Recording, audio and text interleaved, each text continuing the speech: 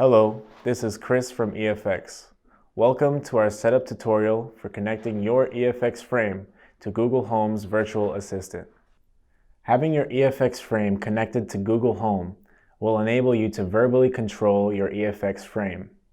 You will be able to command your frame to change colors, power on and off, run color functions, and more. To begin, make sure you have an EFX Cloud account and at least one paired EFX device. If you haven't already done so, download and install the Google Home app. Once completed, open it. Click on Settings. Select More Settings, then Assistant tab, followed by Home Control.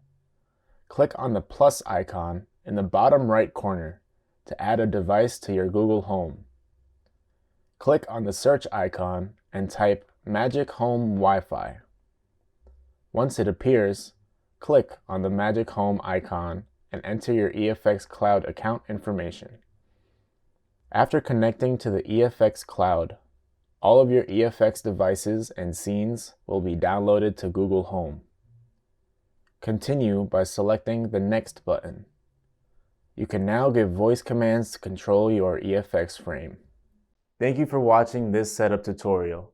If you should have any further questions, please send us an email at info@efximagery.com.